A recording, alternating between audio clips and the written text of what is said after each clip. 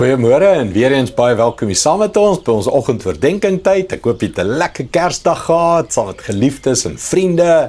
Jesus in jou lewe, Jesus in jou gesin, Jesus in alles wat ons doen en ons het ook gesien, Jesus moet groei en beskerm word.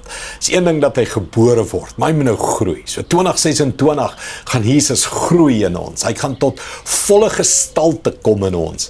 Hy gaan my verander en maak meer na sy beeld en gelykenis, dat ek Jesus voorstel aan 'n stikkende, gebroke wêreld. Kom ek lees vir jou. Lukas 2 vers 34 sê, en Simeon het hulle geseën en vir Maria sy moeder gesê, kyk, hierdie kind is gereed vir die val en opstanding van baie in Israel, en vir 'n teken wat teëgespreek sal word. Ja, 'n swaard sal ook deur jou eie siel dring, sodat die gedagtes van baie harte geopenbaar kan word.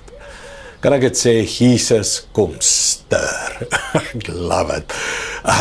Jesus is nie 'n ou placid leiertjie nie. Hy is nie net 'n ou politieke korrekte leier nie. Hy's nie net 'n go with the flow leier nie. Hy kom die wêreld omkeer. Weet jy waar begin hy? Kan ek vir jou sê waar begin hy? Hy begin in jou. En kan ek hierdie woorde bid oor jou? Mag hy jou hierdie jaar omkrap. Mag hy jou hierdie jaar ontstel. Ja, skies daarvoor.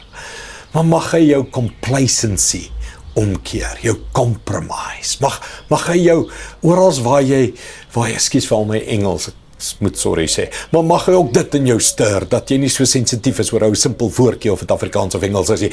Mag hy kom en net in jou hart soveel goed doen, dat jy volgende jaar sê, wow, hy het my kom omkeer. Hy het 'n swaard deur my hart kom druk, en kom skit en rof wees en my net omgekeer.